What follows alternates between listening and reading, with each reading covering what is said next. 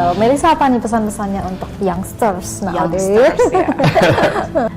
Kita harus punya growth mindset. Karena ya, saya percaya bahwa setiap orang itu punya potensi. Yang kembali ke yang tadi, kita semua punya waktu 24 jam, kita semua punya potensi. Memang betul ada orang yang privilege atau juga ada yang lebih tidak beruntung daripada teman-temannya, tapi dengan melatih diri, memiliki growth mindset, kita tuh akan punya semangat untuk tidak pernah berhenti belajar. You're watching Speak by Visip UPH. Halo Speak Fellas, saya Magdalena Lestari Ginting akan menemani Anda dalam acara Speak Podcast by Visip UPH. Podcast ini membahas segala hal seputar sosial, politik, education, hal-hal yang aspiring and other knowledge. Nah, kali ini kita akan membahas sesuatu yang aspiring nih, karena tamu-tamu saya juga aspiring. Aspiring itu katanya membawa zeal untuk kita memberi semangat untuk orang lain. Nah, mereka adalah mahasiswa Pasca Sarjana Ilmu Komunikasi UPH, jauh-jauh nih dari Semanggi ya, ke studio lantai 9 di Karawaci. Nah, kita bertiga akan membahas seputar topik interculture communication in the workplace. Oke, saya sapa kedua tamu saya dulu di pagi hari ini. Ada Nugra Anwar. Halo, selamat pagi Bu semua. Iya, Nugra Anwar nih bekerja di shipping industri profesional dan postgraduate student of communication di UPH. Oke. Iya, oke. Yang kedua ada Melisa Tanoyo. Pagi Bu, pagi semua. Iya, selamat pagi Melisa. Ini serve as a head corporate communication and CSR department. Wow, amazing ya. Di PT PME ya, satu perusahaan asing from China. Yes. Oke, nah itu lengkaplah perkenalan kita pagi hari ini ya. Bangga banget punya mahasiswa postgraduate di UPH yang keren-keren seperti Mas Nugra dan Melisa ya. So we can start the discussion. Dengar-dengar baru pada pulang dari seminar di Korea nih. Kebetulan saya kemarin 2 minggu yang lalu angin-angin Korea masih berasa di sini. Oh iya. Nah, Mas Nugra, gimana ceritanya tentang seminar di Korea? Lagi ceritanya apa sih? Ya. Iya. Ini sebenarnya saya thanks to Pasca Sarjana UPH juga ya, bahwa dengan kesempatan ini paper saya disubmit konferensi internasional yang sebelumnya saya belum pernah terpikirkan ikut konferensi internasional. Itu sistemnya memang cuma poster presentation ya, jadi bukan di seminar di big stage gitu dengan PowerPoint slide gitu ya. Tetapi itu experience yang sangat unik karena dekat gitu. Jadi orang yang nanya datang itu seperti ibu datang seminar, Mbak Melisa juga datang seminar, itu ada booth-booth kan ya. Itu saya diciptakan seperti booth satu untuk paper saya di display. Dan saya juga sedikit kagum dan juga merinding. Kenapa? Karena saya kagum dengan diri saya kok bisa diterima gitu ya. Tapi merinding juga karena lawannya itu semua dosen-dosen. Jadi itu satu kesempatan yang itu lah, makanya unik dan merinding juga gitu, kok bisa ketemu dosen-dosen. Ya itu good for networking, juga experience and knowledge. Iya, ada satu booth sendiri ya untuk jadi booth, ada booth banyak dan poster kita dipajang di situ. Orang yang datang ya seperti kita di exhibition, jadi orang datang nanya-nanya tentang paper kita gitu. Oke, wah keren ini ya. Mas Nugra kerja di Japanese company. Ya, multinational company Japanese. Iya, what is the most valuable communication dari Japanese working culture di sana? Oke. Culture Jepang itu sebenarnya intinya sangat simple. On time, disiplin. Ya, itu salah satu sistem di mana makanya Jepang itu bisa berkembang seperti sekarang. Dengan sistem on time itu, kereta berangkat on time, bus berangkat on time, semua on time, sehingga produktivitas bisa meningkat. Dan itu didukung dengan sistem sehingga masyarakatnya semua mengikuti. Dan menurut saya itu salah satu komunikasi secara tidak tertulis ya. Bahwa disiplin itu memang salah satu komunikasi secara tidak tertulis yang dipatuhi oleh semua masyarakat. Jadinya dalam segala aspek tuh mereka on time banget. Dan kalau ada yang tidak on time itu sangat amat pahit lah resikonya, karena ketahuan bahwa kita sangat tidak berdedikasi. Padahal kita penuh dengan segala sesuatu mungkin dalam perjalanan ya, terutama di Indonesia bisa terjadi anything can happen gitu kan. Tetapi ya makanya itu kita harus mempersiapkan at least sebelum itu gitu kan, kita harus persiapkan datang at least before time. Supaya impression bahwa kita patuh gitu, bahwa kita disiplin itu ada, sehingga kita lebih dilihat orang. Before time yang aman nih? Yang aman mungkin like 30 minutes. 30 minutes. Yes, yeah, exactly. Itu makanya value itu sangat amat. Waktu awal saya kerja itu kaget sekali gitu ya. Tapi lama-lama itu menjadi satu disiplin juga setelah bertahun-tahun, sehingga melihat orang juga penuh dengan, oh kalau dia tidak datang on time kenapa nih? Ada sesuatu. Makanya itu menurut saya itu disiplin yang bagus ya untuk semua orang, bahwa untuk on time. Kita juga senang kalau semua on time, semua bisa berjalan sesuai waktu. Maka produktivitasnya juga meningkat. Ya, based on the kesepakatan ya, udah disepakati 30 menit preparation. Yes, betul sekali. Kalau Melissa gimana nih? Ini foreign invest company from China, what is the communication value there? Sebenarnya similar Bu, karena kan kalau Mas Nugra multinational company-nya from Japan, tempat saya bekerja itu is from China. Kita sama-sama dihadapkan dengan value yang berbeda nih dari capital atau owner dari tempat kita bekerja. Kalau yang paling menonjol atau yang paling berbeda nih yang saya rasakan ketika bekerja di sini adalah Chinese itu tipikal yang straightforward and very fast. Jadi memang kalau tadi Mas Nugra point of view-nya lebih ke disiplin Bu, bahwa penting banget nih kita disiplin on time. Sebenarnya similar juga dengan teman-teman kita dari RRT atau dari Tiongkok. Tapi mereka tipikal bekerja apapun itu cepat gitu dan sangat straight to the point gitu. Oke, wah menarik ya. So the next question, what is the biggest culture shock when you experience the working? Waduh, siapa nih? Nugra dulu atau Melissa dulu? From so many things. Mungkin ladies first kali ya. Kalau saya Bu, yang paling culture shock adalah awalnya saya merasa kalau bekerja itu kita harus memang number one is quality, kayak quality over the time, atau misalnya kita tuh bisa nih lama dalam menyiapkan sesuatu. Ternyata this is something yang very different ketika saya ada di sini. Quality tetap harus dijaga, tapi kecepatan itu tidak boleh turun. Jadi memang yang saya pelajari Bu, bahwa di teman-teman di Tiongkok itu mereka semuanya serba cepat. Makan misalnya nih jam makan siang nih, 12 tank makan. They can finish maybe in only 10 minutes. Makan adalah fokus untuk makan. Jadi mereka bisa memanfaatkan waktu misalnya untuk istirahat dan lain sebagainya. Mungkin kan kalau kita jalan dulu, pergi cari makan, duduk ngobrol gitu, kayak itu hal yang sangat jarang saya lihat, kecuali dalam forum-forum formal, misalnya bisnis, lunch dan lain sebagainya. Sisanya memang they really appreciate the time. Jadi memang kita harus semua serba cepat. Jadi apapun yang kita lakukan itu harus sangat cepat gitu. Ya kurang lebih sama ya sama Melissa ya untuk di itu memang on time itu sangat waktu awal-awal bagi orang Indonesia. Mungkin sepele ya, on time ya. Oh, Nugra shock juga ya dengan on time. Pada awal itu shock banget gitu, bahwa hanya telat berapa menit itu wah bisa menjadi suatu yang besar banget. Dan bisa mungkin dimarahinnya lebih dari 5 menit, lebih dari telatnya gitu ya. Telatnya 2 menit dimarahin. Mungkin bisa ya. Tapi itu salah satu yang menurut saya itu sangat penting untuk dididik ya. Terutama kalau kita mau maju dan menuju Indonesia emas. Menurut saya on time itu salah satu, ibaratnya kita disiplin terhadap konstituen yang sudah disetujui. Oh jam segini ya udah kita datang jam segini. Dan itu akan domino efek ya ke semuanya gitu. Simpelnya kayak gini, pada saat itu saya shock bahwa wah kenapa kok hanya telat sedikit kok seperti ini gitu ya. Tetapi ternyata domino efeknya adalah dengan telat gitu saya jadi rusuh gitu, huru-hara mau nyiapin segala sesuatu gitu kan.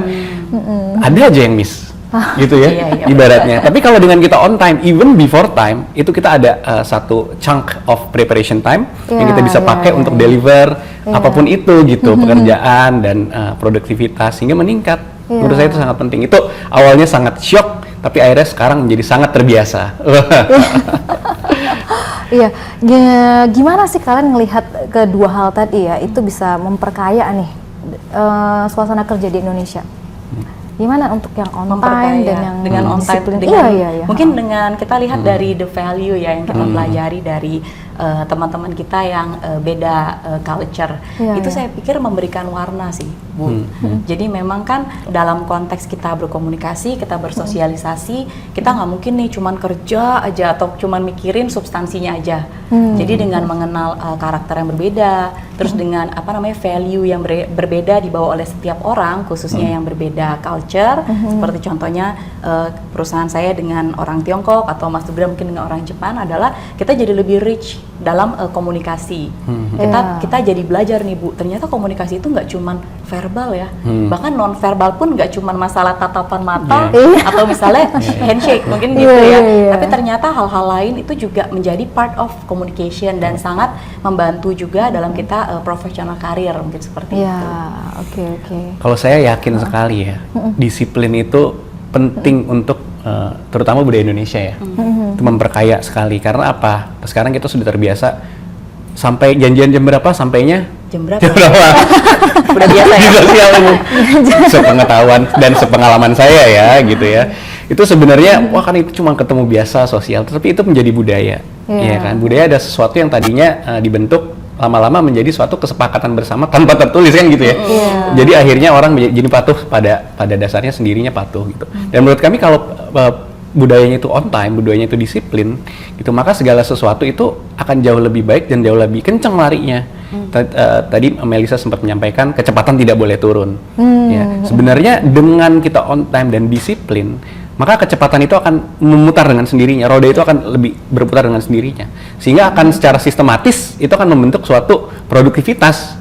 Dan yang penting untuk orang Indonesia lakukan menurut saya sekarang. Wow, amazing. Saya seperti ketemu orang yang satu visi nih. Karena dulu waktu saya ambil S2 kan, saya S2-nya manajemen HRD ya. Itu karena gedek banget lihat orang Indonesia nih kenapa sih males ya.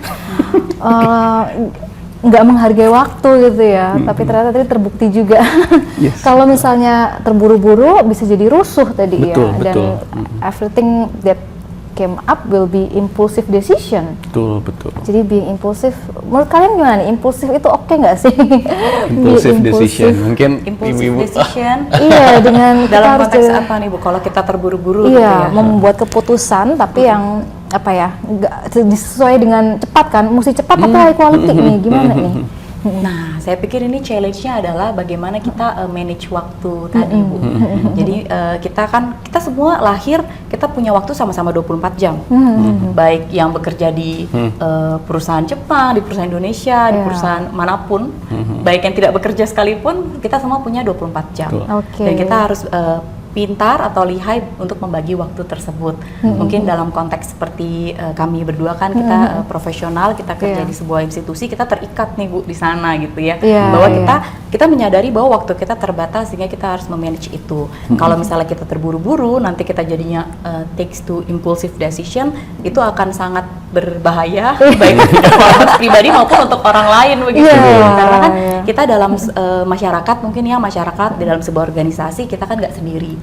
Jangan sampai kita yang tidak bisa memanage waktu dengan baik, yang menimbulkan keimpulsifan dalam mengambil keputusan atau langkah itu berdampak tidak baik nih untuk society kita gitu ya. Dan nggak bagus banget Bu itu untuk misalnya stigma ya bahwa orang Indonesia malas. Aduh, saya sebagai WN sejati saya sedih banget dengernya gitu, karena sebenarnya di luar sana banyak Bu, kita orang-orang Indonesia kita tuh sebenarnya bisa kok. Kita tuh bisa bersaing gitu ya dengan internasional, kita ready untuk Indonesia emas dan lain sebagainya, asal kita mulai dari yang paling simple.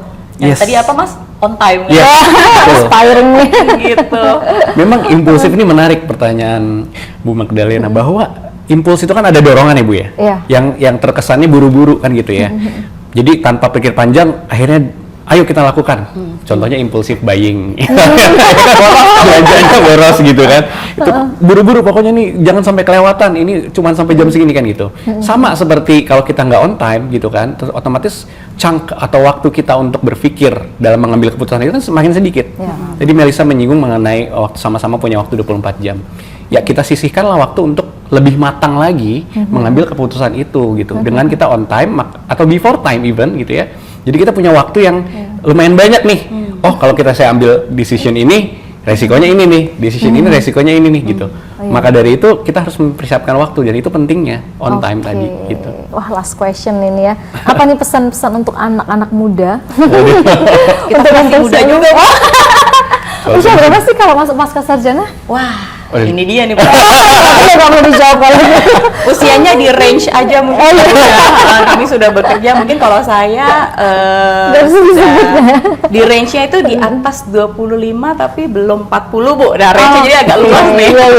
Iya. Jadi mungkin pesan-pesan untuk anak-anak muda nih yang 17, Mas terus dulu deh, kemudian Mas. masuk Waduh. ke kuliah. Yang masih muda-muda justru Iya. ya, Bu ya. Oke. Gimana caranya supaya mereka bisa appreciate the work culture dan ternyata kan dunia ke depan lebih nggak mudah ya, lebih susah ini. Pesan untuk mereka apa ini? Saya pernah dengar quote dulu dari suatu pimpinan saya gitu ya bekerja. 10 tahun ilmu itu usang.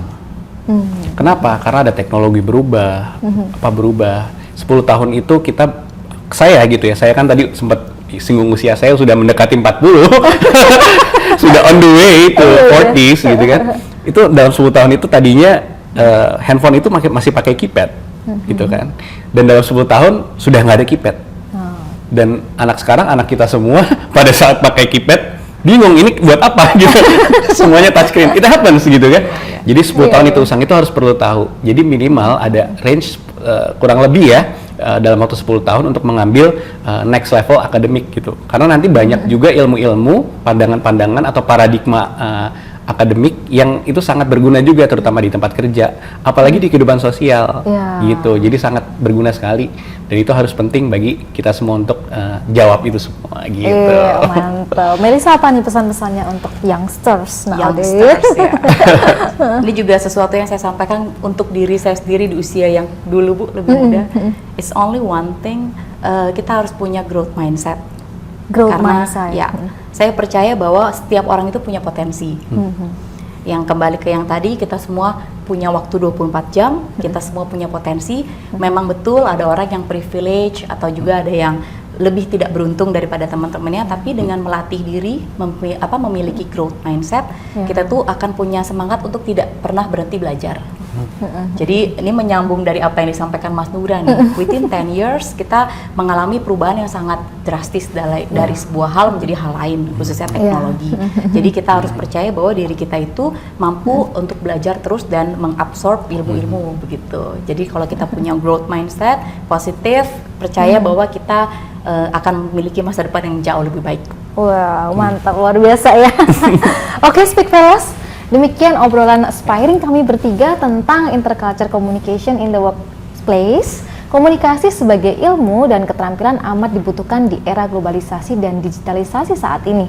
Karyawan dan profesi dimanapun saat ini punya kebutuhan akan komunikasi. Nah, itu sebabnya Nugra dan Melisa juga menempuh S2 di Pascasarjana Ilmu Komunikasi UPH.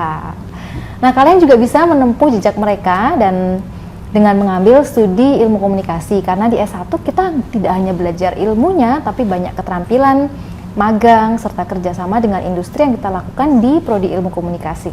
Serta program Pascasarjana Komunikasi tentunya memperdalam ilmu komunikasi dan studi media sesuai dengan perkembangan global dan dinamika dalam masyarakat. Oke, sampai ketemu di kesempatan podcast selanjutnya. Saya Magdalena, pamit undur. Bye. Terima Bye-bye. kasih. A little time with no sunshine.